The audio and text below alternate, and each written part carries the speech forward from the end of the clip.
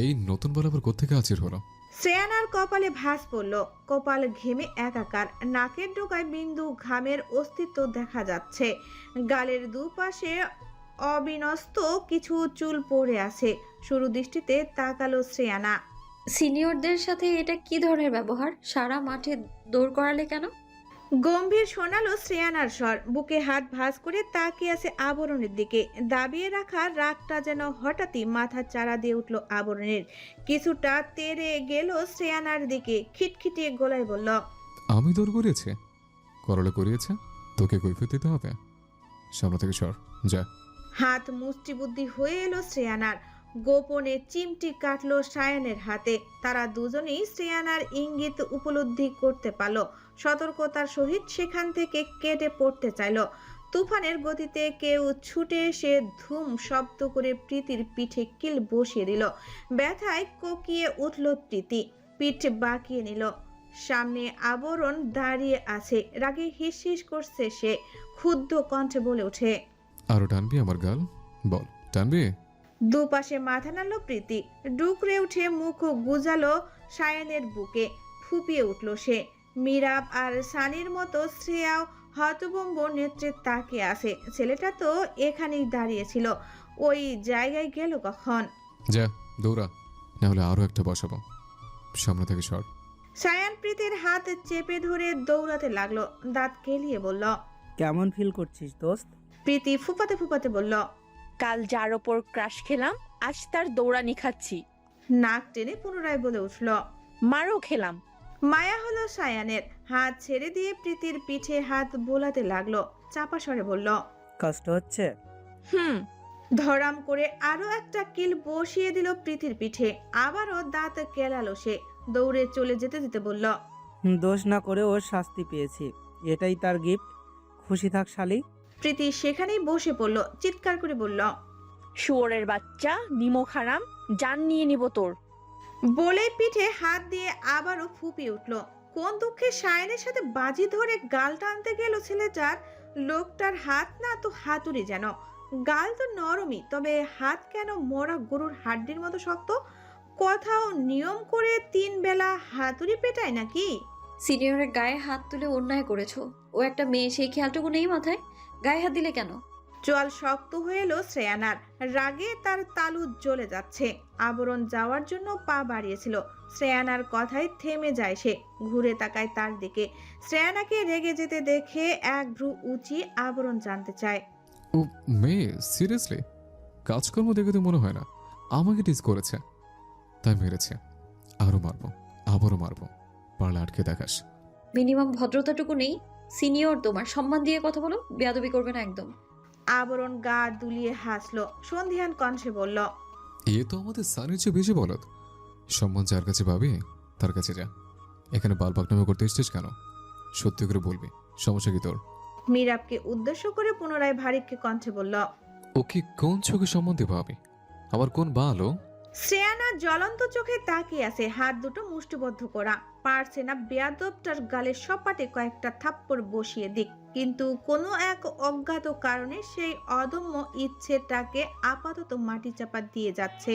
মীরাব চাপা স্বরে বলল, ভাই, সিনিয়র উনি, রেসপেক্ট দিয়ে কথা বল। আবরণ ঘাড় বাঁকিয়ে উৎসুক দৃষ্টিতে তাকালো মীরাবের দিকে। অসহায় নেত্রে কাকুতি মিনতি করছে মীরাব। কিছুক্ষণ সেদিকে তাকিয়ে থেকে আবরণ সোজা হয়ে দাঁড়ালো। শ্রেয়ানার তেজ দীপ্ত আখি জোড়ায় পূর্ণ দৃষ্টিতে তাকিয়ে গমগমে কণ্ঠে বলল, আসসালামু আলাইকুম miss senior, see you soon, tata. বিক্র হেসে হেলে দুলে প্রস্থান করলো আবরণ। শ্রেয়ানার হাত এখনো মুষ্টি মেরে আক্রোশ নিয়ে তাকিয়ে আছে লম্বাটে লোকটার গমন পথে। মীরাব ও সানি কোনো রকম মিনমিন করে সালাম দিয়ে দৌড়ে চলে গেল আবরণের পিছু পিছু। ছুটির ঘন্টা পড়ে গিয়েছে। দলে দলে ছাত্রছাত্রীরা ক্লাসরুম থেকে বের হয়ে আসছে। মুহূর্তেই লোক সমাগমে মাঠ ভরে গেল। ছোট ছোট কদমে ব্যাগ হাতে এগিয়ে এলো প্রীতি। শ্রেয়ানার হাতে তার ব্যাগ তুলে দিয়ে চলে যাওয়ার জন্য পা বাড়ালো। এই দাঁড়া। পা জোড়া থেমে গেল প্রীতির। ভীতু দৃষ্টিতে তাকালো শ্রেয়ানার দিকে। ব্যাগ থেকে দুটো গিফটের প্যাকেট বের করে প্রীতির হাতে দিল শ্রেয়ানা। এগুলো তোর। দাঁড়ালো না শ্রেয়ানা, দ্রুত কদমে প্রস্থান করলো সে। গেট দিয়ে বেরিয়ে গেল প্রীতি সেদিকে তাকিয়ে থেকে বোকা কণ্ঠে আওড়ালো। আকাম করেছি, শাস্তি না দিয়ে গিফট দিল। এই মহিলা উৎসাহ দিচ্ছে নাকি পার্সেলে বোম টোম রেখেছে? শ্রেয়না জানো, সেদিনের ছেলে তিনজনকে আজ আমাদের বিল্ডিংয়ে দেখলাম। আমার তো ভালো লাগলো, বাসা চায়ের অফার করলাম, বললো অন্য কোনো দিন। উৎসাহ নিয়ে কথাটা বলে উঠল রুহি। শ্রেয়ানা পার্সেল হাতে বসে আছে, গালে হাত দিয়ে ভাবুক দৃষ্টিতে জিনিসগুলো দেখছে সে। চিঠিটা দেখে বেশি অবাক হয়েছে। রুহিকে সব বলে দিয়েছে শ্রেয়ানা, সে তো ভাইকে বলে দেবে না। রুহিকে ভালোভাবে চেনে। বাসায় এসে দরজার সামনে পার্সেলটা পেয়েছিল, তখন খুলে দেখেনি। সন্ধ্যার নামাজ সেরে রুহির সাথে বসে পার্সেল খুলল।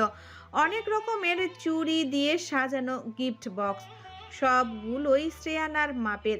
কিন্তু লোকটা হাতের মাপ জানলো কি করে? চিঠিতে লোকটা তাকে সতর্ক করছে, কোনো ছেলের সাথে তর্কে জড়াতে নিষেধ করেছে। ওরা ভালো লোক না, কত কিছু হাবিজাবি লিখে ভরে রেখেছে। পড়তে ইচ্ছা করলো না শ্রেয়ানার, অসহ্য হয়ে বসে আছে সে। শ্রেয়না, মন খারাপ করো না। সে যেই হোক, তোমাকে দুর্বল করতে চাচ্ছে। নিজেকে শান্ত রাখো, তোমাকে দুর্বল মানায় না। শ্রেয়ানা ভাবির দিকে তাকালো। রুহি পুনরায় হেসে বলল, তবে বাটার টোস্ট নামটা কিন্তু মাখনের মতো ননদিনী। ভাবি। মৃদু স্বরে ধমকে উঠল শ্রেয়ানা। রুহি হাসতে থাকলো। সে হাসলে গালে টোল পড়ে, চোখ ছোট ছোট হয়ে আসে। ভালো লাগে শ্রেয়ানার। হাসো তুমি, আমি চললাম। শ্রেয়ানার হাত টেনে ধরল রুহি। কোথায় যাচ্ছ? হৃদয়েশ্বরের কাছে বুঝি? হাত ছাড়িয়ে দৌড়ে রুম থেকে বের হয়ে গেল শ্রেয়ানা। দরজার বাহিরে এসে সেও হাসতে লাগলো। বুকে এক হাত রেখে জোরে শ্বাস নিচ্ছে সে। উফু, ভাবির এই আচরণের জন্যই কিছু বলতে ইচ্ছা করে না তার, সব সময় পচাতে থাকে। কি ব্যাপার, ওভাবে হাসছিস কেন? চমকে ঘাড় ফিরিয়ে সোফার দিকে তাকালো শ্রেয়ানা। শ্রেজান অদ্ভুত দৃষ্টিতে তাকিয়ে আছে তার দিকে। ধক করে উঠল ভেতরটা, ঢোক গিলল সে। এদিকে আয়। শ্রেজানের ডাকে অন্যার কোণে আঙ্গুল পেঁচাতে পেঁচাতে ভাইয়ের দিকে এগিয়ে গেল। শ্রেয়া শ্রেজানের কোলে বসে টিভি দেখছে, হাতে বড়সড় একটা চকলেট, যার অর্ধেক ইতিমধ্যে সাবার করে ফেলেছে। বস। গম্ভীর কণ্ঠ শ্রেজানের। শ্রেয়া বসে পড়ল শ্রেজানের পাশে, মাথা নিচু করে রাখলো। ভাই কি কোনোভাবে জেনে গেল ভার্সিটির কথা? জানলেই কি সে তো ঝামেলা করেনি, নাকি পার্সেলের ব্যাপারটা জেনে ফেলেছে শ্রেজান? ভাবি আর সে তো রোজই কথা বলেছে, সব কি তবে শুনে নিল? আতঙ্কিত হলো শ্রেয়ানা। চোখ তুলে ভাইয়ের দিকে তাকালো। শ্রেজান টিভির দিকে তাকিয়ে আছে। পড়াশোনা কেমন চলছে? জি ভালো। ঘাড় ঘুরালো শ্রেজান। বোনের দিকে তাকাতেই তার জড়তা অনুভব করতে পারল। পুনরায় টিভিতে দৃষ্টি রেখে গম্ভীর স্বরে বলল, রুমে দুটো প্যাকেট রাখা আছে, যেটা পছন্দ হয় দুজনে ভাগ করে নিয়ে নে। কাল সকালে রেডি থাকিস, ঘুরতে যাব। শ্রেয়ানা ভিতরে ভিতরে এক প্রকার লাফিয়ে উঠল, কিন্তু শ্রেজানের সামনে প্রকাশ করলো না। সোফা থেকে উঠে কিছুক্ষণ হাঁটলো শ্রেয়ানা। ভাইয়ের আড়ালে যেতেই দৌড়ে তার রুমে ঢুকে গেল। কতদিন হলো ঘুরতে যায় না তারা। শ্রেয়ানা যেতেই শ্রেজান মৃদু হাসলো। বোনটা তার ভীষণ চাপা স্বভাবের, কখনো কিছু চায় না, আর না হুটহাট আবদার করে বসে। শ্রেজানা দুজনেই তার ভীষণ আদরের। শ্রেয়ার নরম তুলতুলে গালের ঠোঁট চেপে চুমু খেলো শ্রেজান। শ্রেয়া মুখ উঁচিয়ে নিজের ভাইয়ের গালের পাশে চুমু খেলো। চকলেট খাওয়ায় কিছুটা লেগে গেল শ্রেজানের চামড়ায়। হেসে দিল শ্রেয়া। শ্রেজান মুস্কি হেসে জড়িয়ে ধরে রাখলো বোনকে। তার শান্তি সে পরিবার থেকেই পায়। গাঢ় অন্ধকারে চারপাশ ঢেকে গেছে। দূর থেকে পোকামাকড়ের ডাক ভেসে আসছে। হুতুম পেঁচা যেন তীক্ষ্ণ দৃষ্টি নিবদ্ধ করে তার শিকারের অপেক্ষা করছে। জঙ্গলের মতো জায়গাটা নির্জীব আর কোলাহল মুক্ত। দিনের বেলা হলে এখানে লোক সমাগমের ঠেলায় পা রাখা দায় হতো। নরম ঘাসের উপর বসে বেঞ্চিতে হেলান দিয়ে আছে মীরাব। তার অরুর উপর মাথা রেখে শুয়ে আছে আবরণ। দৃষ্টি তার বিশাল ভবন মণ্ডলে নিবদ্ধ। সানি ব্রেঞ্চের উপর বসে গেম খেলছে, তবে মুখে কোনো কথা নেই। আবরণ সতর্ক দিয়েছে তাকে, গেম খেলবে, তবে মুখ দিয়ে কোনো শব্দ বের করলে মোবাইল ভেঙে গুঁড়ো গুঁড়ো করে দিবে, সাথে ঠান্ডা পানিতে চুবাবে তাকে। তাদের সামনে বিশাল এক পুকুর, ঠান্ডা আর স্বচ্ছ পানি, শীতল বাতাস এসে ছুঁয়ে দিচ্ছে তাদের। আবরণের চুল টেনে দিচ্ছে মিরাব, এক দৃষ্টিতে তাকিয়েছে পুকুরের দিকে। যতদূর চোখ যায় শুধু অন্ধকার, চেয়ে দেখার জো নেই। বাসায় ফিরবি না? জবাব এলো না আবরণের পক্ষ থেকে। মিরাব ভাবলো শুনেনি সে, তাই আবারও বলল, আজকে এখানেই রাত কাটাবি? বাসায় ফিরবি কখন? আবরণ খানিক নড়ে চড়ে বলল, অত বড় ফ্ল্যাট কিনেছি বাসায় ফেরার জন্য? ভ্রু কুসকালো মিরাব, পুনরায় ডেকে উঠল তাকে। আঙ্কেল রাগারাগি করবে, তুই বরং বাসায় চলে যা, অশান্তি বাঁধাস না। আবরণ উত্তর দিল না, তার ধ্যান জ্ঞান এখনো আকাশের দিকে। মিরাব মৃদু ধাক্কা দিল আবরণের বাহুতে। কি রে হারামি, ওঠ, আমার পা অবশ হয়ে গেল। আবরণ তড়িৎ উঠে বসলো, থাপ্পড় বসালো মিরাবের বাহুতে, দাঁত খিসে বলল, শালা, তোর জন্য দাঁড়াগুলো হাত ফসকে বেরিয়ে গেল। কত সময় নিয়ে গেছিলাম। অবাক হলো মিরাব, পলক ঝাপটালো বার কয়েক। তারা গুনছিলি? আবরণ দু হাতে হাঁটু আঁকড়ে ধরে বসে রইল, পুকুরের দিকে তাকিয়ে থেকে বলল, হ্যাঁ, অনেকবার গুনেছে। তা তারার সংখ্যা বলতো। 28,56,251। ভাবুক কণ্ঠে মিরাব বলে ওঠে। এটা সঠিক? গুনে দেখ। উঠে দাঁড়ালো আবরণ। মিরাব হতভম্ব হয়ে বসে আছে। এই ছেলে তাকে ঘোল খাওয়ালো, সে তো চাইলেও তারা গুনতে পারবে না। আবরণ যেই সানির দিকে এগিয়ে যাবে তখনই উইন উইন চিকেন ডিনার বলে চেঁচিয়ে উঠল। সিটকে খানিক দূরে সরে এলো আবরণ, চোখ ছোট ছোট করে চেয়ে রইল নির্মেষ। সানি আবরণকে দেখে ঢোক গেল, পরক্ষণেই দাঁত কেলিয়ে ফোন উঁচু করে দেখালো আবরণকে। জিতে গেছি। তবে রে শালা, তুই আমার আত্মা কাঁপিয়ে বলছিস জিতেছিস? তোর পেছন দিয়ে চিকেন ভরবো আমি, দাঁড়া। বলেই সানিকে ধরতে গেল সে। ওকে আর পাইকে ফ্ল্যাশ অন করে দৌড়াতে লাগলো সানি, চিৎকার করে বলল, শালার ঘরের শালা, আজ তোর জন্য দৌড়াতে হয়েছে। সেই ব্যথার লোড নিতে পারছি না, আবার দাওয়া করছিস, পাগলা সার। আবরণ ছুটছে সানির পেছনে। মিরাব হেঁটে এগিয়ে গেল তাদের দিকে, বিড়বিড় করে বলল, সানির বাচ্চা, আজ তুই শেষ। মুখ ফসকে কি বলে ফেলেছিস গাধার বাচ্চা? আসসালামু আলাইকুম সিনিয়র। সকাল সকাল শাড়ি পরে সাজুগুজু করে বয়ফ্রেন্ডের সাথে ডেটিংয়ে চলে এসছেন। চেহারা শুরু দেখে তো হেপি ইনোসেন্ট লাগে। ব্রিটিশ? ও হ্যাঁ, একটা প্রবাদ আছে, বাহিরে ফিটফাট, ভেতরে সতর্ঘাট। এত নাটক চোদাস কেন? আইসক্রিম কেন দিচ্ছে? চুপচাপ নিয়ে গেল। বয়ফ্রেন্ডের টাকা ধ্বংস করতে তো এসছিস, সিনিয়রের বাচ্চা। শ্রেয়না আতঙ্কে ঢোক গিলল, নিজের বাহু এক হাতে খামচে চুপচাপ দাঁড়িয়ে রইল। সৃজন শান্ত দৃষ্টিতে তাকিয়ে আছে আবরণের দিকে, কিন্তু তার মধ্যে বিন্দুমাত্র হেলদোল নেই। সৃজনের দৃষ্টিতে দূর ছাই করে নিজের হাতের কবজি ডলল কিছুক্ষণ। মিরাবের কাঁধে হাত রেখে এক ভ্রু উঁচিয়ে নাটকীয় সুরে বলল, চল এখান থেকে। সিনিয়র রেগে যাচ্ছে, যখন তখন তার লিলিপুটের মতো শরীরটা নিয়ে উড়ে এসে থাপ্পড় বসাতে পারে। আমি আবার মেলোকের পিটুনিতে ভীষণ ভয় পাই। মিরাব কপাল কুঁচকে তাকিয়ে আছে আবরণের দিকে। শ্রেয়না আর তার পাশের ছেলেটার দিকেও তাকাতে ভুলল না সে। সে ভেবে পাচ্ছে না সিনিয়র আপুর বয়ফ্রেন্ড সম্পর্কে আবরণ কি করে জানে। মিরাবের কাঁধ চাপড়ে সেখান থেকে প্রস্থান করতে উদ্যক্ত হলো আবরণ। দু কদম এগোনোর পর পেছন থেকে শ্রেজানের গম্ভীর কণ্ঠস্বর ভেসে আসছে কানে, ছেলেটাকে চিনিস? শ্রেয়না মাথা উঁচু করে একবার জলত গম্ভীর ভঙ্গিমায় দাঁড়িয়ে থাকা ভাইটার দিকে তাকালো, পরক্ষণেই মাথা নিচু করে নিল। শ্রেয়না মুখ খোলার আগেই ঝড়ের গতিতে আবরণ ছুটে এলো সেখানে। তার হঠাৎ আগমনে হকচকালো শ্রেয়না। সৃজনের কপালে গাঢ় ভাঁজ পড়ল ছেলেটার বেয়াদবি দেখে। আবরণ এক ভ্রু উঁচিয়ে সৃজনের উদ্দেশ্যে বলে, আপনি আমাকে ওর এক্স বা প্রেজেন্ট কেউ ভাবছেন? সৃজনের নির্লিপ্ততা দেখে কাঁধ দুবার উঁচিয়ে অদ্ভুতভাবে হাসলো আবরণ। সিরিয়াস ভঙ্গিতে বলে উঠল, মনে করলে করতেই পারেন, মন আপনার। তাছাড়া মনের মধ্যে আবচ্ছতে ভাবনা আসতে টাকা তো আর লাগে না। শ্রেয়নাকে গরম চোখে তাকাতে দেখে মুখ বাঁকালো আবরণ, পাত্তা দিল না তার দৃষ্টি। সৃজন গমগমে কণ্ঠে বলে ওঠে, নিজের কাজে মন দাও, কারো পার্সোনাল লাইফে নাক গলাতে এসো না।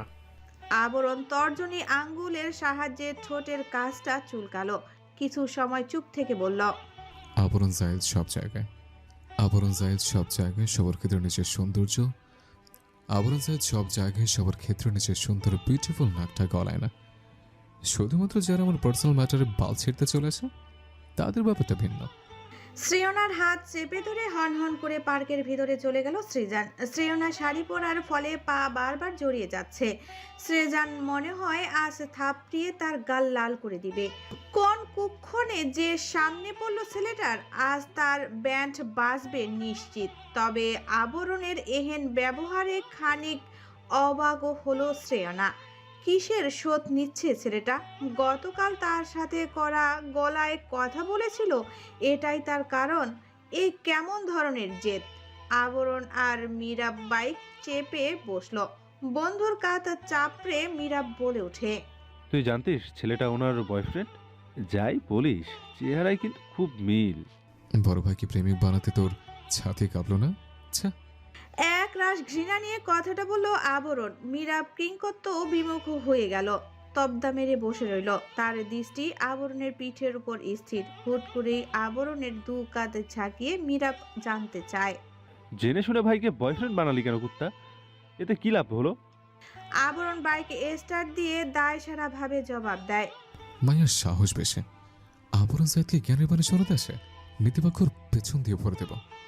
মীরা অবাক কণ্ঠে বলল, সামান্য একটা ইস্যুকে টেনে বড় করছিস কেন? ঝামেলা ক্রিয়েট না করলে ভালো লাগে না। আর একটা কথা শুনবে? বল। ওই দিন যে চিমড়েটে বাঁচিয়েছিলাম, এই দুটো তার ননদ, হাজব্যান্ড। মীরা ভ্রু কুচকায়, কৌতূহলী কণ্ঠে শুধালো, তুই এত কিছু কি করে জানলি? আবরণ কিছুটা ভাব নিয়ে বলে, যাকে বাঁচিয়েছে তার সম্পর্কে খবর নেব না রে শালার পুত। ভাষা সংযত কর হারামজাদা। আবরণ হেসে দিল, আমাকে সংযত করাতে এসে সুন্নতি শব্দ ব্যবহার করছিস নাকি?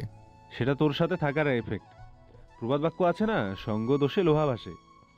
আবরণ দ্রুত ব্রেক কষলো। অপ্রস্তুত হলো মীরা। নির্বাক দৃষ্টিতে তাকিয়ে রইল আয়নায় আবরণের প্রতিবিম্বর দিকে। শয়তানের আওলাদ, নাম, আমার বাইক থেকে নাম। দোস্ত, পকেট একদম ফাঁকা। মীরাব নামলো না, নরম কণ্ঠে বলে উঠল, নাম হারামজাদা, নাহলে হেলমেট দিয়ে তোর মাথা ফাটাবো। দোস্ত নিয়ে যা। আবরণ তোয়াক্কা করলো না, দাঁত খিসে বলল, কুত্তার বাচ্চা, নামে তুই নাকি কাপড় করে দাঁড় করিয়ে রাখবো? মীরাব কথা বাড়ালো না, এক লাফে নেমে পড়ল বাইক থেকে। এই ছেলেকে বিশ্বাস নেই, যখন যা খুশি করতে পারে। আবরণ পকেট হতে ওয়ালেট বের করে বড় বড় নোটের গোছা থেকে খুঁজে খুঁজে 10 টাকার দুটো চকচকে নোট বের করলো। ছুঁড়ে মারলো মীরাবের মুখের উপর। বাইক স্টার্ট দিয়ে মীরাবের দিকে তাকিয়ে বলল, তোর কোন বাপের সঙ্গ দিয়ে ডায়মন্ড হবি? হয়ে আয়, খবরদার যদি লোহা হয়ে ফিরেছিস পাছার ছাল গুটিয়ে নেব। কিছু দূর গিয়ে উচ্চ স্বরে পুনরায় বলে উঠল, ডায়মন্ড হবার পর কথা হবে, টাটা গোলামের পুত। আবরণ ফুল স্পিডে বাইক চালিয়ে দৃষ্টি সীমানার বাহিরে যেতেই মীরাব ঠোঁট ফুলিয়ে রাস্তা থেকে নোট দুটো তুলে নিল। তাতে চুমু খেয়ে বিরস কণ্ঠে বলল, এবার তোরাই আমার সম্বল বাপ। তোমার দোষ নেই, অযথা ভয় পাচ্ছ কেন? বেয়াদব ছেলে, আচ্ছা মতো কয়েকটা লাগিয়ে দিতে পারলে না? রুহির কণ্ঠে আক্রোশ ঝরে পড়ল। শ্রেয়ানা মন খারাপ করে বলল, মনে হচ্ছে বাড়ি ফিরে ভাইয়া উল্টো ঝুলিয়ে পেটাবে। তোমার কোনো ভূমিকা নেই এখানে, আগ বাড়িয়ে তো কথা বলতে যাওনি। বাদ দাও এসব কথা, চিন্তা করো না।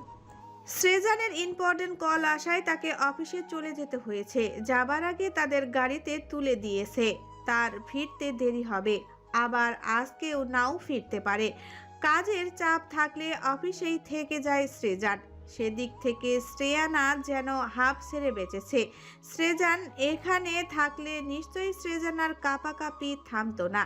যাক, আপাতত কয়েক ঘন্টার জন্য সে নিশ্চিন্ত মনে ঘুরঘুর করতে পারবে বাড়ি জুড়ে। অটো থামতেই একজন উঠে বসলো। সামনে জায়গা নেই বিধায় শ্রেয়ানাদের মুখোমুখি বসতে হলো তাকে। রুহির চোখ জোড়া আচমকাই চকচক করে উঠল। উচ্ছ্বাসিত কণ্ঠে বলল, শ্রেয়না, এই যে ভাইয়া, তোমাকে বলছিলাম না আমাকে সেদিন বাঁচিয়েছিল? তারপর মীরাবের দিকে তাকিয়ে একগাল হেসে বলল, ভালো আছেন ভাইয়া? আর দুজন সঙ্গীকে তো দেখছি না। মীরাব মাথা চুলকালো, মৃদু হেসে বলল, কাজে গিয়েছে। শ্রেয়না তীর্যক দৃষ্টিতে তাকিয়েছে মীরাবের দিকে। আর চোখে সেটা পরোক্ষ করে নিল মীরাব। আড়ষ্টটা চেপে ধরল তাকে। আজকে কিন্তু আমাদের ফ্ল্যাটে আসতেই হবে ভাইয়া, বারণ শুনবো না। মীরাব আলতো হেসে বলে, আপনাদের বাসায় যাচ্ছি, তবে ফ্ল্যাট আলাদা। রুহি সুন্দর করে হাসল। ভালো তো, প্রতিবেশী হয়ে গেলে রোজই দেখা হবে। জি। মীরাব মনে মনে কঠিন বকা ছিল আবরণের উদ্দেশ্যে। গালিগুলো শুনতে পেলে নিশ্চয়ই বন্ধু তাকে শুলে চড়াতো। শ্রেয়না শ্রেয়াকে কোলে নিয়ে চুপচাপ বসে আছে। শ্রেয়া ইতিমধ্যে ঘুমিয়ে বিভোর। গাড়িতে উঠলেই ঘুমিয়ে যায় মেয়েটা। বাহিরে দৃষ্টি তার। গাছগাছালি, বিল্ডিং, মাঠ, স্কুল, কলেজ পেরিয়ে যাচ্ছে তাদের অটো। সেদিকে দৃষ্টি শ্রেয়ানার। মীরাব কয়েকবার আর চোখে তাকালো শ্রেয়নার দিকে। তার অবচেতন মন বলছে, পোলাপান শুধুই শুধুই কি সিনিয়র আপুদের গার্লফ্রেন্ড হিসেবে চায়? এরা আগুন সুন্দরী হয়। চোখ বন্ধ, ঢোক গিলল মীরাব। সামনে তাকাতেই চমকে গেল। শ্রেয়না তাকেই দেখছে। দৃষ্টি বিনিময় হতেই বুকের ভেতর ধপ করে উঠল তার। শ্রেয়না দৃষ্টি সরিয়ে পুনরায় বাহিরে নজর দিল। ভোরের নরম আলো জানালার ফাঁক গলে ঘরের ভেতরে এসে পড়েছে। সেই আলো সরাসরি এসে পড়ল শ্রেয়নার চোখ মুখে। রোদের মিষ্টি তীব্রতায় চোখ বন্ধ অবস্থাতেই কপাল কুঁচকে নিল সে। বাইরে পাখির কোলাহল ভেসে আসছে। মনে হচ্ছে রুহি এসে পর্দা সরিয়ে দিয়েছে। প্রবল অলসতার সত্ত্বেও ধীরে ধীরে উঠে বসলো শ্রেয়না। সারা রাত এক ফোঁটাও ঘুম হয়নি। কত শত চিন্তা, হাজারো ভাবনা জুড়ে ছিল তার মাথায়। শ্রেয়না, তোমার হৃদয়েশ্বর আজ চিঠি পাঠিয়েছে। গিফট কেন দিল না? সামান্য উপহার পাঠিয়ে গরিব হয়ে গেল নাকি? রুহির কণ্ঠে বিরক্তি। অজ্ঞাত লোকটার উপর সেও বেশ চটে আছে। তার জন্যই শ্রেয়না কদিন হলো ঠিকঠাক খায় না। একটু বেশি গম্ভীর মুখে থাকে। কি যেন চিন্তা করে। কোনো কিছুতেই যেন মন নেই মেয়েটার। শ্রেয়না লাফ দিয়ে উঠে বসলো। কিছুক্ষণ থম মেরে বসে রইল। পরক্ষণেই একরাশ বিরক্তি নিয়ে শুয়ে পড়ল। ঘুম জড়ানো কণ্ঠে বলল, পড়ে শোনাও দেখি কি লিখেছে আজ। Butter toast. খুব কষ্ট পেয়েছি আজ। সেই সাথে তীব্র রাগে মাথা থপথপ করে চলছে। তোমাকে বলেছিলাম সে ছেলেদের সাথে কথা বলবে না, অথচ তুমি কোনো না কোনোভাবে লেগেই থাকো তাদের সাথে। নিজেকে বদলাবে না? এত সুন্দর করে সে যে বাইরে কেন গিয়েছিলে? তোমাকে কিভাবে দেখলে নিজেকে কত কষ্ট করে কন্ট্রোল করে রাখি জানো? আমার হাতে বেশি সময় থাকে না। কত ব্যস্ত মানুষ আমি। কাজের ফাঁকে যতটুকু সময় পাই সুযোগ বুঝে তোমার জন্য চিঠি লিখে ফেলি। শোনো বাটার টোস্ট, আমার অবাধ্য হয়েও না। হয়তো ভাবছো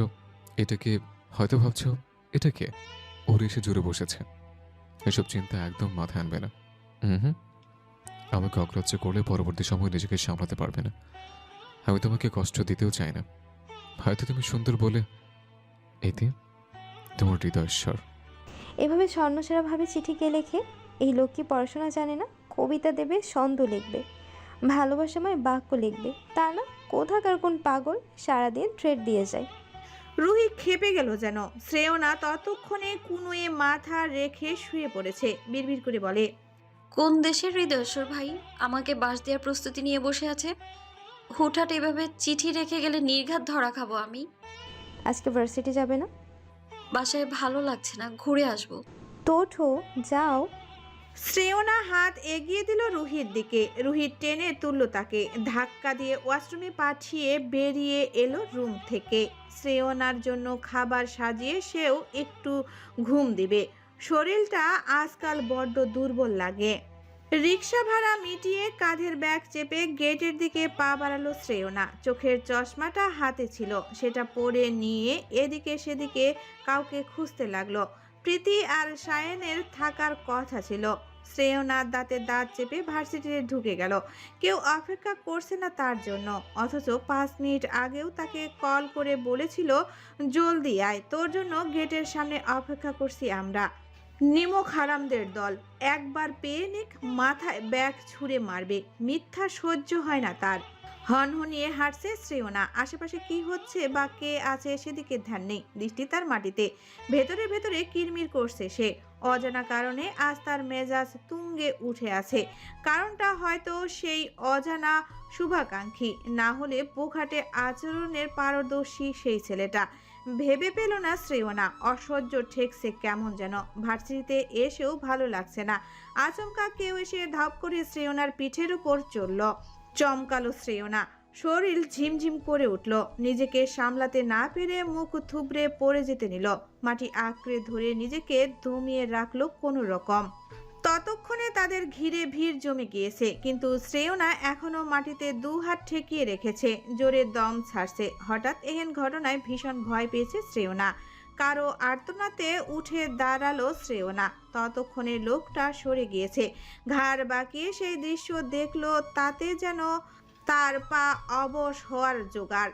মিরাবকে সেই 3টে ছেলে ইচ্ছেমতো পেটাচ্ছে, কেউ এগিয়ে আসছে না। সেদিন যেমন তাদের মার খাওয়ার সময় কেউ বাঁচাতে আসেনি, মিরাব রক্তাক্ত অবস্থায় মাথা চেপে মাটিতে বসে আছে। হাতও ক্ষতবিক্ষত, তার শরীরের বিভিন্ন জায়গায় ছোপ ছোপ রক্তের দাগ। দুরু দুরু বুকে 2 কদম এগোলো শ্রেয়না। ছেলে 3জন তারই ব্যাচের। সাহস জুগিয়ে বলে উঠে সে, ছেড়ে দাও ওকে, এভাবে মারছো কেন? রাহুল নামের ছেলেটা এক পলক তাকালো শ্রেয়নার দিকে। শান্তশিষ্ট গম্ভীর শ্রেয়না তাদের সাথে সেরকম কথাই বলে না, তাই তেমন জানাশোনাও নেই। আমাদের ব্যাপারে কথা না বললে খুশি হব। আজ ভার্সিটি বন্ধ, যারা এসেছো সুন্দরভাবে চলে যাও, না হলে দাঁড়িয়ে তামাশা দেখতে পারো, আমাদের সমস্যা নেই। বলেই আবারও একটা বাড়ি দিল মিরাবের পিঠে। মারাত্মক শব্দ হয়ে হকি স্টিকটা ভেঙে গেল। চোখ মুখ খিচে নীল মিরাব। শ্রেয়নার হাত কাঁপছে। আরো কিছুক্ষণ ওভাবে চললে নিশ্চয়ই ছেলেটা জ্ঞান হারাবে।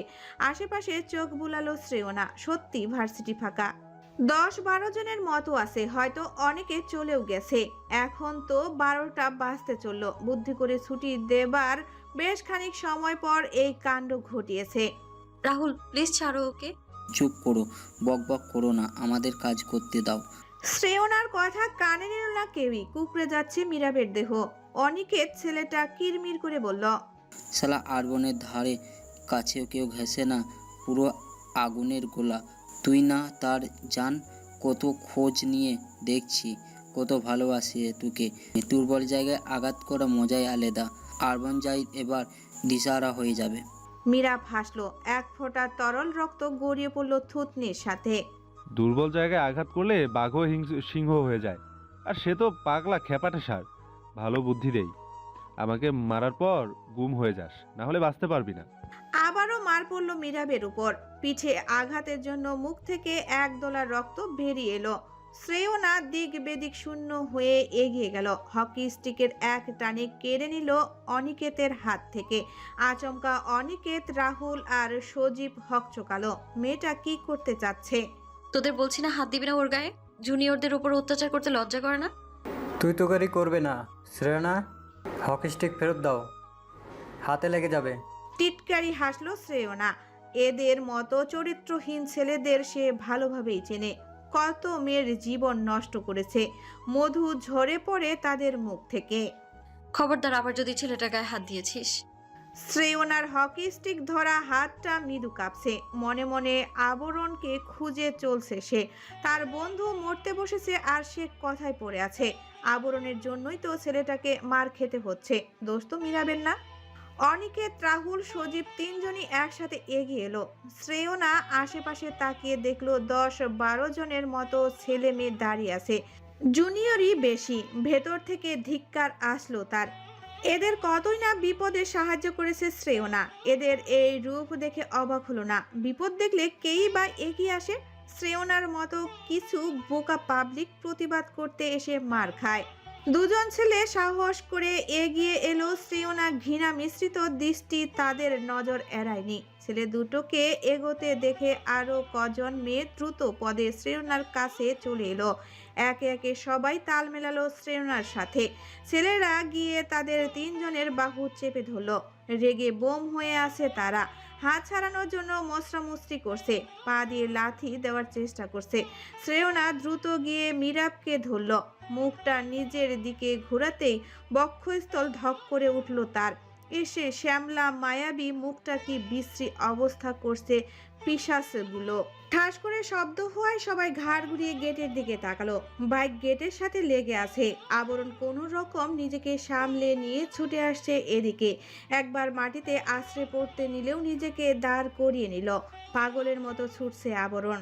তার পেছনে হাতে প্লাস্টার লাগানো সানি। সেও আবরণের পিছু পিছু দৌড়াচ্ছে। শ্রেয়না ঘাড় ঘুরিয়ে ব্যাগ থেকে এক্সট্রা ওড়না বের করে মিরাবের মাথায় বেঁধে দিল। রক্তক্ষরণ হচ্ছে, এখনো কিছুটা তরল গড়িয়ে পড়ছে। এতক্ষণ খেয়াল করেনি শ্রেয়না। রক্ত শুকিয়ে গিয়েছে, এর মানে বহু সময় যাবৎ এরকম ভাবে পিটিয়েছে মিরাবকে। ইস! উদ্ভ্রান্তের মতো ছুটে আসছে আবরণ। গেট থেকে কয়েক সেকেন্ডের দূরত্বটাকেও তার কয়েক ঘন্টা মনে হচ্ছিল।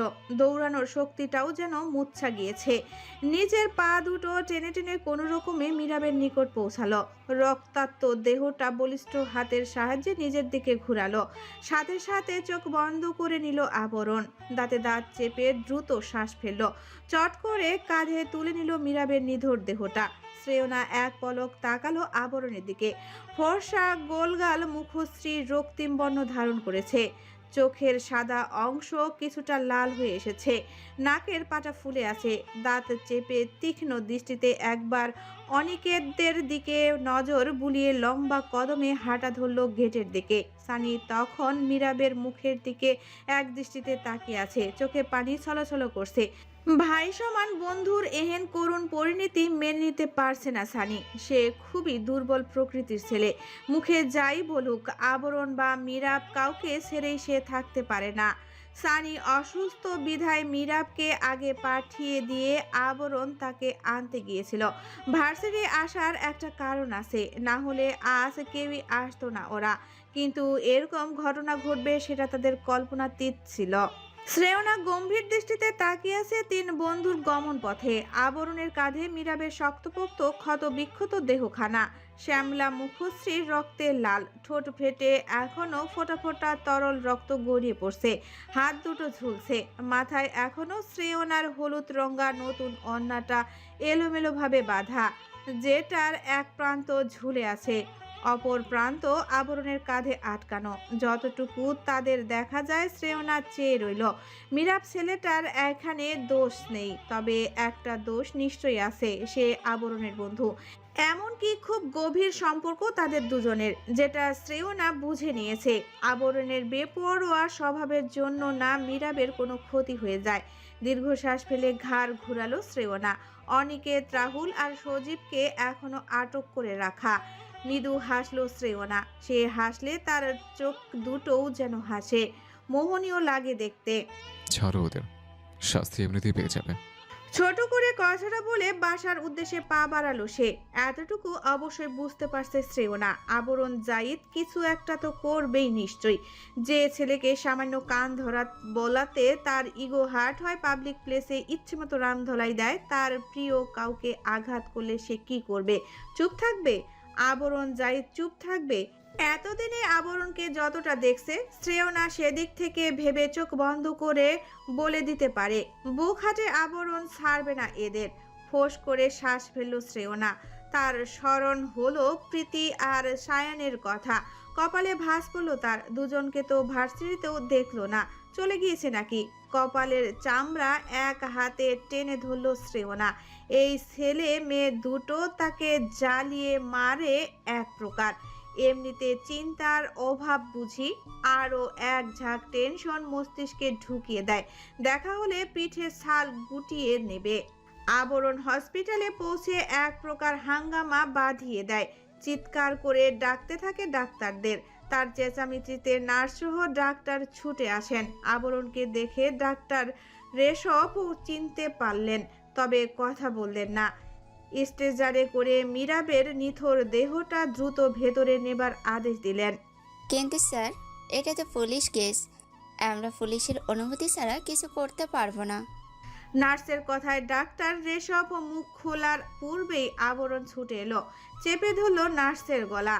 এতে হকচকালো সানি। রেশবও হঠাৎ আক্রমণে অপ্রস্তুত হলো। দ্রুত ছাড়াতে লাগলেন আবরণকে। এই ছেলে হসপিটালকেও নিজের বাসা ভাবে নাকি?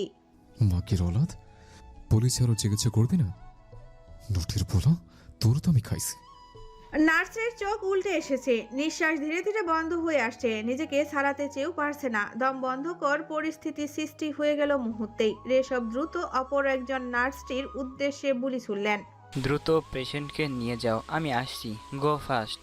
নার্সটি ঘেমে নিয়ে একাকার আবরণের দিকে ভীতু দৃষ্টিতে তাকিয়েছিল। স্যারের আদেশ পেয়ে দ্রুত স্ট্রেচার নিয়ে ছুটল সে। ওই লোকটার মতো নিজের অবস্থা করতে চায় না। লোকটাকে দেখতেই খুবই ভয়ঙ্কর লাগছে। রেশব কোনো রকমে ছাড়িয়ে আনলো আবরণকে। নার্সটা কাশতে শুরু করেছে, চোখ লাল হয়ে গেছে, কাশির সাথে বমিও করে ফেলল। রক্ত বের হয়ে এলো বমির সাথে। রেশব অন্য একজন নার্সকে ডেকে তাকে প্রাথমিক চিকিৎসা দিতে বললেন। মিরাবের কেবিনেও একজনকে পাঠিয়ে দিল। আপাতত অক্সিজেন মাস্ক লাগিয়ে রক্ত পরিষ্কার করতে লাগলেন। তিনি গিয়ে বাকিটা দেখবেন। আবরণ শান্ত হচ্ছে না, দ্রুত শ্বাস ফেলছে, চোখ মুখ এখনো অসম্ভব লাল। রাগের চোটে চোখে পানি জমেছে খানিক। লম্বা চুলগুলো দিয়ে চোখ ঢেকে আছে। আদৌ বোঝা যাচ্ছে না চোখের পানিটা কি অতিরিক্ত রাগের জন্য নাকি বন্ধুর ব্যথার পরিপ্রেক্ষিতে। অর্ণব, তুমি একজন আইজিপির ছেলে, ভুলে যাচ্ছ কেন? নিজেকে কন্ট্রোলে আনো। পাবলিক প্লেসে এসব হাঙ্গামা বাঁধালে লোকে ভালো বলবে না। আবরণ চট করে রেশবের দিকে তাকালো। লোকটার বয়স হয়েছে, তবে চোখ মুখে জৌলুস কমেনি, এখনো যেন রক্ত টকবক করে। লোকে আমাকে একবার খেতে দেয় নাকি আমার দুঃখে দুঃখ পায়? তারা বলে বলে উপর নিচের ফেনা তুলে ফেললেও আবরণ সাইতের বালও ছিঁড়তে পারবে না। নিচের কাছে যান, ওর কিছু হলে জান নিয়ে নেব। আপনার আইজিপি বন্ধু আপনার নিরাপত্তা দিতে পারবে না। দাঁত খিচে উপরোক্ত কথাগুলো বলল আবরণ। ডাক্তার রেশব খানিক বিভ্রান্তে পড়ল। নীরদ কম চেষ্টা করছে না ছেলেকে সঠিক পথে আনতে। তার সব চেষ্টা আবারও বিফল। আফসোসের ভঙ্গিতে হেঁটে সেখান থেকে প্রস্থান করলেন রেশব। মিরাবের কেবিনে ঢুকার পূর্বেই পেছন থেকে আবরণের জলত গম্ভীর কণ্ঠ শোনা গেল। দুটো এক্সট্রা কেবিন বুক করে রাখবেন চাচা, আমি রাতে আসবো দুজন অতিথি নিয়ে। পেছন থেকে আবরণের শার্ট টেনে খোঁচা দিল সানি। নম্র স্বরে দ্রুততার সাথে বলল, দোস্ত, তিনজন। আবরণ কপাল কুঁচকে বলে ওঠে, হ্যাঁ 3 জন। আপনি এখনো দাঁড়িয়েছেন কেন? নিজের কাছে যান। আবারও বলছি, ওর ঠিকঠাক ট্রিটমেন্ট না করলে চুল সব টেনে চান্দ করে দিয়ে চাচিকে অন্য বেটার সাথে বিয়ে দিয়ে দিব। জান মিয়া দাঁড়িয়ে বক্তৃতা শুনছে। রেশব বিরক্তিতে কপাল কুঁচকে ভেতরে চলে গেল। আবরণের মুখের ভাষার ঠিক ঠিকানা নেই, যা তা বলে দেয়। কতবার বলেছে তাকে আবরণ বাবা, আমাকে আঙ্কেল ডাকবে, কিন্তু আবরণের বক্তব্য আঙ্কেল ছোট বাচ্চাদের মুখেই মানায়। তার জন্য চাচাই ঠিক আছে। কি করবি এখন? সানির কথায় আবরণ কোনো প্রতিক্রিয়া দেখালো না। ধীর পদে হাঁটা ধরল হসপিটাল থেকে বের হওয়ার উদ্দেশ্যে। সানিও ছুটল তার পিছু। আবরণ আগে হাঁটছে, সে পেছনে। তোর পরিচিত লোকদের ফোন দিয়ে কাজ বুঝিয়ে দে, সারাদিন খাতে যত্ন করুক, আমি রাতে গিয়ে জামাই আদর করবো। সানি বুঝে নিল আবরণের ইঙ্গিত। ঠাওর করতে পারল না কি চলছে তার মনে। আবরণ এত শান্ত কি করে? এখন তার কাজ ছিল ঝড়ের গতিতে ছুটে গিয়ে তাদের জান কেড়ে নেবার। আর এ কি না তাকে কাজ বুঝিয়ে উধাও হচ্ছে। বড়ই বিচিত্র ব্যাপার। আমাকে নিয়ে চিন্তা করে বাদ দে রে সমুদ্রের বোধ। খালি খালি মাথা পাতে বাড়ি লাভ আছে? এত অসুস্থ হবার শখ আছে? কাছে আয়, হাতের মতো মাথা ফাটিয়ে দে। সানি মুখ ফুলালো। সেদিন রাতে আবরণ এত জোরে হাতে চাপড় দিয়েছিল, তার এখন হাতে সাইনবোর্ড টাঙ্গিয়ে ঘুরতে হচ্ছে। এত তেজ এই ছেলের। মাঝে মধ্যে বেজায় রাগ উঠে সানির। তবে তার বন্ধু কিন্তু খারাপ নয়। মিরাব ও সানি সেটা মনে প্রাণে বিশ্বাস করে। শ্রেয়না ক্লান্ত ভঙ্গিমায় বেল চাপলো। লিফটের সাময়িক সমস্যার জন্য সিঁড়ি বেয়ে উঠতে হয়েছে তাকে। 5 তলায় উঠতে কি কম ধকল গিয়েছে। পায়ের হাতটি যেন ক্ষয় হবার পথে। দরজা খুলছে না দেখে পুনরায় বেল চাপলো শ্রেয়না। কিছুক্ষণ দাঁড়িয়ে থাকার পর কপালে ভাঁজ পড়ে তার। কি আশ্চর্য, ভাবি দরজা খুলছে না কেন? আবারও কলিং বেল চাপার পূর্বেই খট করে শব্দ করে দরজা খুলে গেল। রুহির মিয়ে যাওয়া মুখশ্রীটা শ্রেয়নার চোখের সামনে চকচক করে উঠল। ভেতরে প্রবেশ করে দরজা লাগিয়ে দিল শ্রেয়না। বিরক্তিকর কণ্ঠে বলে, এত দেরি করলে কেন ভাবি? সেই কখন থেকে দাঁড়িয়েছিলাম। ঘরে ছিলাম তো, তাই শুনতে পাইনি। শ্রেয়না দক্ষ দৃষ্টিতে রুহির মিথ্যাটা ধরে ফেলল। ঘর থেকেও বেলের আওয়াজ পায়নি। হাস্যকর কথা না, অথচ অন্য দিন রুহি ওয়াশরুমে থাকলেও দৌড়ে এসে দরজা খুলে দেয়। এক হাতে মুখে লেগে থাকা ফেস ওয়াশ ডলতে ডলতে মুচকি হেসে বলে, তোমাকে দেরি করালাম শ্রেয়না, দুঃখিত। শ্রেয়না বেশি ঘাটল না, হয়তো ভাইয়া ভাবির পার্সোনাল ম্যাটার, তার এন্টারফাই না করাই ভালো মনে করলো শ্রেয়না। কিছুক্ষণ পর রুহির মুড ঠিক হলে ঠিক নিশ্চয়ই এসে সব বলবে, যদি বলার মতো হয়ে থাকে। রুমে ঢুকে ব্যাগটা বিছানার উপর ছুঁড়ে ফেলার মতো করে রেখে দিল।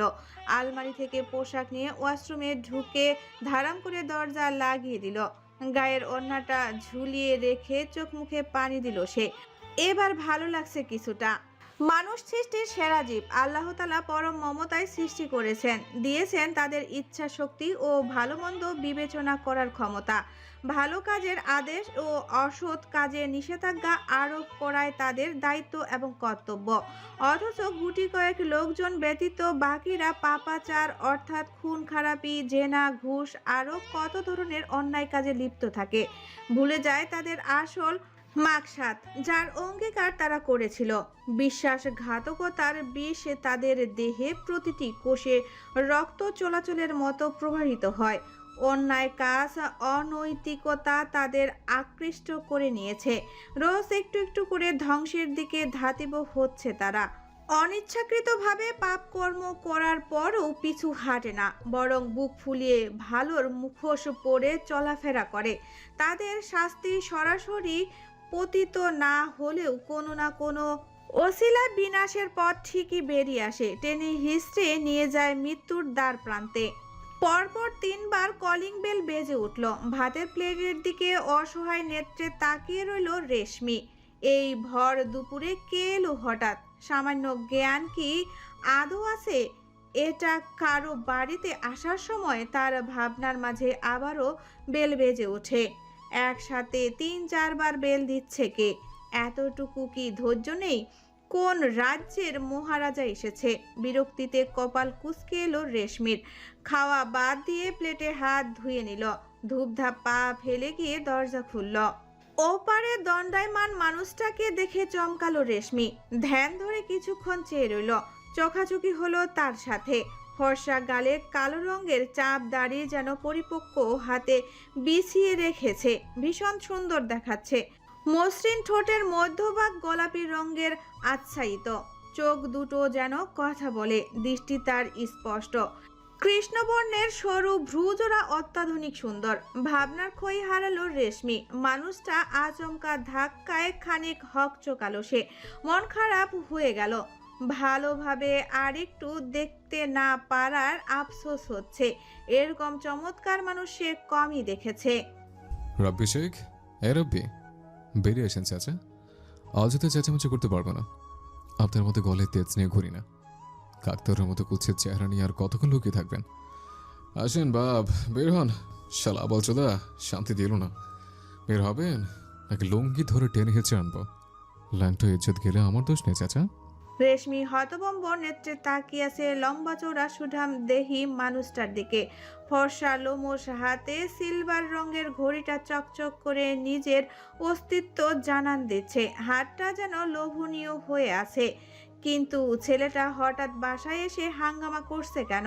তার চেনা জানার মধ্যে পড়ে না। এবারে আপনার বাপ না চাচা, ডাক দেন। আমি টেনে বের করে কিন্তু ইজ্জত হরণ করবো। ভদ্রভাবে ডাকছে, বের হতে বলুন। মাদার ফাঁকার আকাম করে ঘরে বসে তসবি চাপছে। রেশমি খানিক অপ্রস্তুত হলো। কান বিড়বিড় করে উঠল তার। দৃষ্টি এদিক সেদিকে ঘুরিয়ে নিজেকে ঠিক করে নিল। নরম কণ্ঠে বলল, আব্বু ঘুমাচ্ছে। আবরণ যেন আকাশ থেকে পড়ল। ধপ করে সোফায় বসে গা এলিয়ে দিল। বুট সমেত পা টি টেবিলের উপরে তুলে রসকসহীন কাঠখোট্টা গলায় বলল, আমার পেছনে ঝাড় সময় তো বাস ঢুকিয়ে স্বপ্নের মধ্যে বোধহয় কাটা যদি বাস ঢোকাতে ব্যস্ত। ওর পাছায় যদি বিদেশি ক্যাকটাস না ভরেছে আমি আবরণ চাইত না। পাছে ফুল ফুটে থাকলে কত অমায়িক দেখাবে। আমি একজন বাধ্যগত স্টুডেন্ট হয়ে আমার শিক্ষকের এতটুকু উপকার নিশ্চয় করতেই পারি। যান, গিয়ে ডেকে আনুন। রেশমি অবাক চিত্তে ড্যাব ড্যাব করে চেয়ে রইল। কাঠের পুতুলের মতো দাঁড়িয়ে আছে সে। লোকটার ভাষা এত বেয়ারা কেন? তার শরীর ঘিন ঘিন করে উঠছে। রেশমিকে ঠাই দাঁড়িয়ে থাকতে দেখে ধমকে উঠল আবরণ। এতে ঈষৎ কেঁপে উঠল রেশমি। চোখের কোণে হুড়মুড় করে অশ্রুরা এসে হানা দেয়। বুকটা ছলাৎ করে উঠে। কি রে রব্বির বাচ্চা, তোর বাপকে ডেকে আনবি নাকি চুলের মুঠি ধরে বাড়ির চারপাশ থেকে ঘুরিয়ে আনবো? রেশমি ভর্তা মুখে সিঁড়ির দিকে পা বাড়ালো। মানুষটার রূপে মুগ্ধ হওয়ায় রেশমি তার ভাষা শুনে মুগ্ধতায় দৌড়ে পালালো। এই লোকের সামনে আর কিছুক্ষণ থাকলে তার রক্ত চলাচল নিশ্চয়ই বন্ধ হয়ে যেত। এদিকে আর পা মারাবে না রেশমি। সৌন্দর্যের মতো লোকটার ভাষাও তার বুক ঝাঁঝরা করে দিয়েছে। রেশমির ডাকতে হলো না, রাব্বি শেখ নেমে এলেন। চোখ মুখ তার অসম্ভব রকমের গম্ভীর।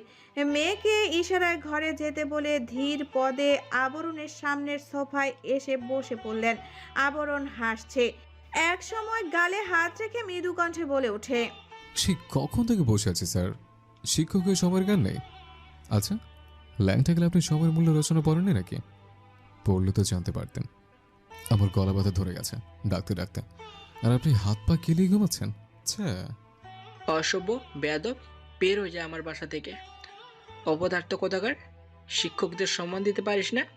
তোর পর্দা কি করে হয় আমাকে অপমান করা? রাগে তিত্তির করে কাঁপছে রাব্বি শেখ। ইতিমধ্যে দাঁড়িয়ে গেছেন তিনি। আবরণ কোনো প্রতিক্রিয়া দেখালো না, আগের মতোই বসে আছে।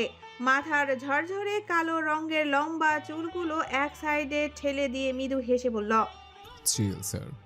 শিক্ষক হয়ে স্টুডেন্টকে অন্যায়ভাবে মারতে সাহায্য করতে লজ্জা করলো না? আমি নয় বেয়াদব, আমার মধ্যে কোনো ভদ্রতা সভ্যতা নেই।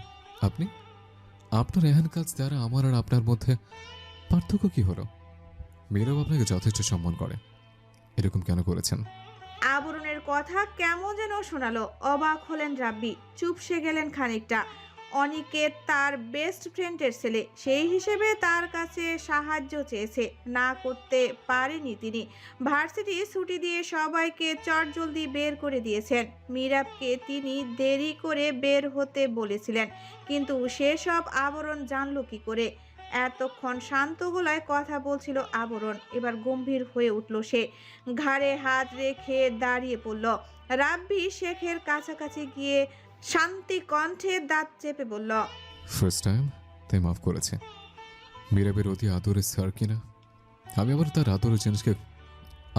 আদরের জিনিসকে কষ্ট দিতে পারি না, ছিনিয়ে নিতে পারি না। তবে হ্যাঁ, বাকিরা বন্ধুর আদরের জিনিস নয়, আর না তার পছন্দের ব্যক্তি, ওদের আমি ছাড়বো না। পারলে বাঁচিয়ে দেখান। চোখে চোখ রেখে উপরোক্ত কথাগুলো বলল আবরণ। রাগে তার চোখ যেন ঝলসে যাচ্ছে, নাকের ডগা লাল হয়ে গেছে। ঢোক গিললেন রাব্বি শেখ। আবরণ যাওয়ার জন্য পা বাড়ালো। রাব্বি উচ্চ কণ্ঠে বললেন, তোমাকে কে বলেছে আমি সাহায্য করেছি? Any proof? আবরণের পা জোড়া থেমে গেল। আপনা আপনি হাসলো সে, ঘাড় না ঘুরিয়ে বলল, তুই তো শালা বহুত চেয়ার, তোকে সম্মান না দিয়ে একটা ভেড়াকে সম্বন্ধে উত্তম। এটা আমার মতো ইন্টেলিজেন্ট মানুষ বুঝতে পারলেও মীরাবের মতো পাঠা বোঝে না। মেশিন আচ্ছা মতো খই ভাজলেই সব তরতর করে বেরিয়ে আসবে। আমাকে রাখবেন না স্যার, আপনার জন্য বেশি সুখকর হবে না। শীষ বাজাতে বাজাতে বের হলো আবরণ। সে জানে রাব্বি শেখকে হুমকি দেওয়ার ফল তেমন একটা ভালো হবে না। খবরটা নিশ্চয়ই নীরদ জাইদের কানে উঠবে, আর তার বিরক্তিকর বালের বক্তব্য শুনে কান ঝালাপালা করতে হবে। যত সব। কপাল কুঁচকে বাইক স্টার্ট দিল আবরণ। গুনগুন করে গেয়ে উঠল, জীবন হলো ইটের ভাটা, দেখি দেখি জলে। সুখ যে আছে এই জীবনে কোন পাগলে বলো রে, সত্যিই সুখ নেই। ওই হারামজাদা দিনটাকে আগে পাঠার মূত্র খাওয়াবো, তারপর পাছে আচ্ছা মতো ঢোল বাজিয়ে ল্যাংটা করে ফুলবাড়ির মোড়ে দাঁড় করিয়ে রাখবো। বাঞ্চত কোথাকার। কিরমির করে কথাগুলো বলে কিছুক্ষণ চিন্তা করলো আবরণ। আফসোসের কণ্ঠে পুনরায় বলল, না, ল্যাংটা করে রাখলে পরবর্তীতে বিয়ে করতে পারবে কিনা সন্দেহ। কে জানে মেশিন অকেজ কিনা। অবে থেকে এতিমের মতো ঘুরঘুর করুক, সেটা আবরণ জাহিদ কখনো সহ্য করতে পারবে না। হ্যাঁ, জায়গা পরিয়ে রাখলেই ভালো হবে। সানিকে কল করে বলে দিই তার পুরাতন ছিল কয়েকটা জায়গা নিয়ে আসতে। টাকা দিয়ে কিনতে পারবো না। রাত, দুটো অক্ষর, কিন্তু এই দুই শব্দের নিহিত রয়েছে অসংখ্য অনুভূতি, আবেগ আর সুখ দুঃখ। যারা দিনের আলোয় নিজেদের আসল ব্যক্তিত্বটা প্রকাশ করতে পারে না, হাসির আড়ালে যাদের বুকে একরাশ দুঃখ চাপা থাকে, বুকের ভেতর ব্যথা নিয়ে ঘুরে, তাদের একমাত্র সম্বল এই রাত। অন্ধকার রাতটাই তাদের সঙ্গী। রাত যার কাছে তারা নিজেদের দুঃখ যন্ত্রণা প্রকাশ করতে পারে, এমনকি বুকের ভেতর যে সব স্মৃতি দুমড়ে মুচড়ে যায় তারা প্রকাশ করার একমাত্র সঙ্গী হলো রাত। কোনো নিকষ রজনী, আশপাশটা একদম নির্জীব, কোথাও কেউ নেই।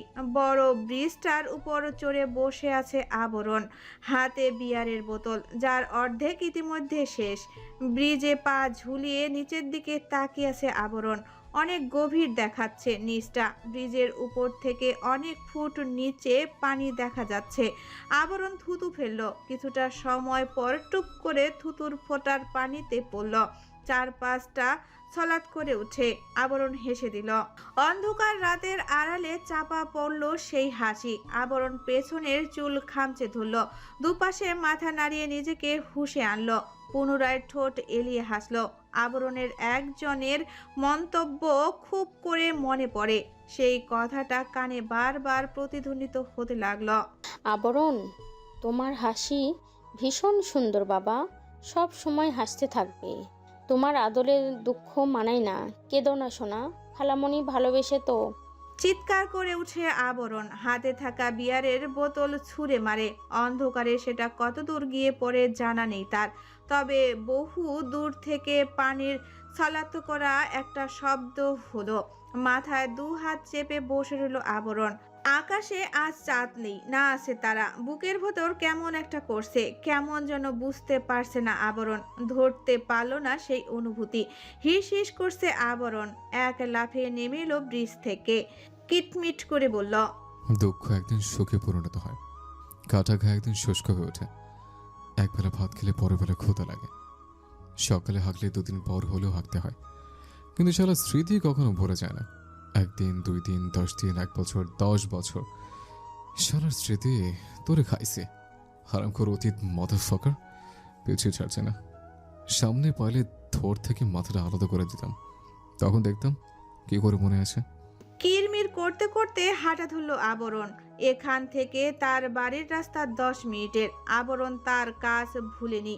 3টাকে কিডন্যাপ করে ইচ্ছে মতো কেলিয়েছে তাদের, তার উপর হাত পা ভেঙে হসপিটালে অ্যাডমিট করে এসেছে। এখন সে আরাম করে নিজের বিছানায় হাত পা ছড়িয়ে ছিটিয়ে ঘুমাবে। ঢুলতে ঢুলতে বাড়ির সামনে এসে দাঁড়ালো আবরণ। সে নেশায় জমেনি, তবে নাটক করছে। কখনোই বিয়ার খেলে নেশাগ্রস্ত হয় না সে, নাটক করতে তো দোষ নেই। যদি কোনো ছিনতাইকারী তার পথ আগলে দাঁড়ায়, এই সুযোগে কয়েকটা উত্তম মাধ্যম দিয়ে হাতের প্র্যাকটিস করে নিতে পারবে। গেটের সামনে এসে কোমরে হাত দিয়ে দাঁড়ালো, ঠোঁট উল্টে চেয়ে রইল মস্ত বড় আলিশান বাড়িটার দিকে। অবাক লাগে, এত বড় বাড়িটার মাত্র 2টো প্রাণ থাকে। লাইটিং এর জন্য ঝকমক করছে বাড়ির আশপাশটা, দেখতে সুন্দর। বোঝা যায় অনেক শখ করে বাড়িটা বানানো হয়েছে। গেটের দেওয়ালে মার্বেল পাথরের সাহায্যে গুটি গুটি অক্ষরে লেখা জাইদ ভিলা। গেট বন্ধ।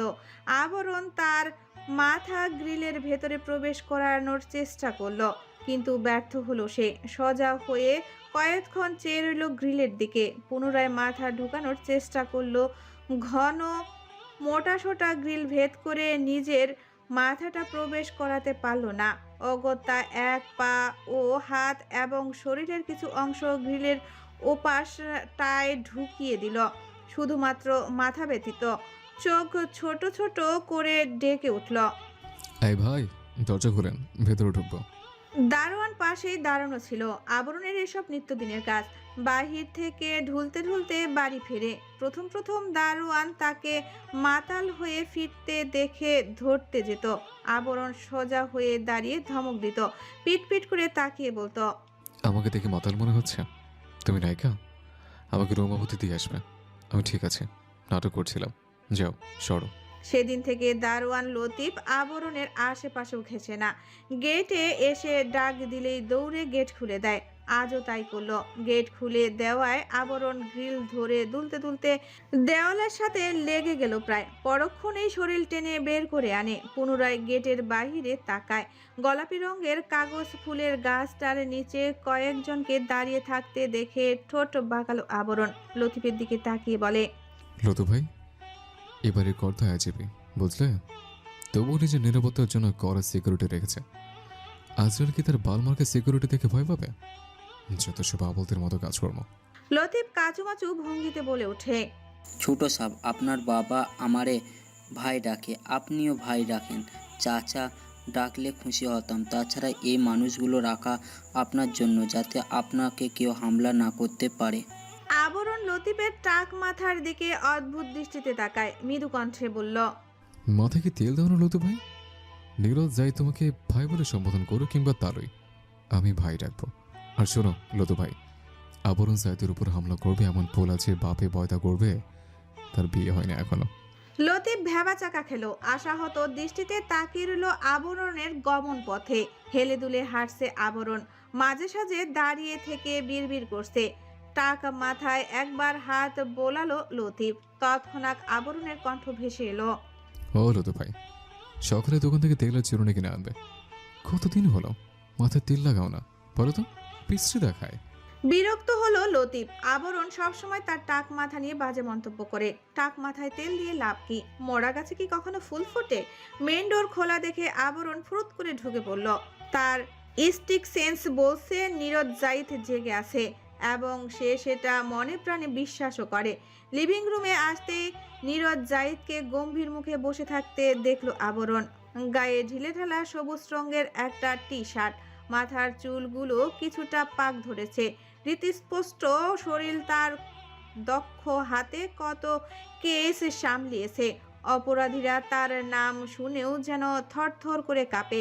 ডিপার্টমেন্টে ওনার বেশ সুনাম। আবরণ নিজ মনে হাঁটছে, ডানে বামে তাকানোর প্রয়োজন মনে করলো না।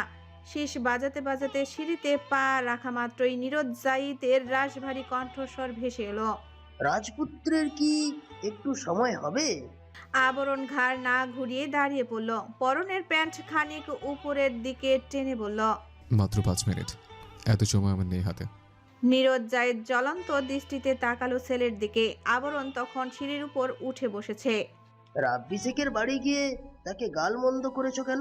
হ্যাঁ, এতটা বকে গিয়েছো আবরণ, এখন লোকের বাড়ি গিয়ে বকাটেপনা করে বেড়াচ্ছ। খুবই তীক্ষ্ণ শোনালো নীরদের কণ্ঠ। আবরণ ঠোঁট উল্টালো, মন খারাপ করে বলে, কি করি বলুন তো নীরজ জাইদ, আপনার বন্ধুগুলোও না আপনার মতোই দুষ্ট। আমাকে তাদের বাড়ি না নিয়ে থাকতেই পারে না। যেমন ধরুন আপনার সো কল্ড বাঞ্চিত মার্কের ফ্রেন্ড রাব্বি শেখ, সারা ডিপার্টমেন্টের হেড হয়ে কত বড় একটা অকাজ করেছে জানেন? বলেই লাফ দিয়ে নেমে নীরজ জাইদের সামনে এসে দাঁড়ালো। খানিক পিছিয়ে গেলেন নীরদ, তার দৃষ্টি এখনো গম্ভীর। আবরণের এহেন ব্যবহার তিনি কিছুতেই নিতে পারছে না। কত অপরাধী বোকাটে ছেলেদের এক হাতে সোজা করলাম, কিন্তু আফসোস, আরে আমার বাড়ির বেয়াদবটাকে সঠিক পথে আনতে পারলাম না। নীরদের আফসোসমূলক বাক্য শুনে হাসে আবরণ। 2 কদম এগিয়ে একদম কাছে গিয়ে দাঁড়ায় তার। নীরদ সরে না নিজের জায়গা থেকে। তিনি দেখতে চান আবরণ আর কি কি করতে পারে। বাপের গায়ে নিশ্চয়ই হাত তুলতে দ্বিধাবোধ করবে না। আবরণ পুনরায় হাসলো নীরদের দৃষ্টি দেখে। চোখের দিকে তীক্ষ্ণ দৃষ্টিতে তাকিয়ে থেকে দাঁতে দাঁত চেপে বলে, আপনি যাদের সঠিক পথে নিয়ে আসেন তারা স্বেচ্ছায় অপরাধে লিপ্ত হয়, কিন্তু আমাকে বেয়াদব তো নীরজ জাইদ বানিয়েছে। আমার পকেটে বোনার একমাত্র কারণ তো নীরজ জাইদ। খানিক কেঁপে উঠল নীরদ। আবরণের দিকে বিস্ফোরণ নেত্রে তাকিয়ে থাকে। আবরণ মুচকি হেসে সিঁড়ির দিকে পা বাড়ায়। অলস ভঙ্গিতে সিঁড়ি বেয়ে উঠতে উঠতে বলে, আবরণ জাইদ কোনো অপরাধ করেনি, আর না অন্যায় করেছে। নিজের এসব আবল চোদা চিন্তা ভাবনা জাঙ্গের ভেতরে ভরে রাখুন। আবরণ জাইদ কোনো অপরাধী নয়, তবে হ্যাঁ আপনার ব্যাপারে শিওর নয়। নীরদ হতভম্ব নেত্রে এখনো তাকিয়ে আছে ছেলের গমন পথে। আবরণ দৃষ্টি সীমানার বাহিরে যেতেই তিনি কপাল চেপে বসে পড়েন সিঁড়িতে।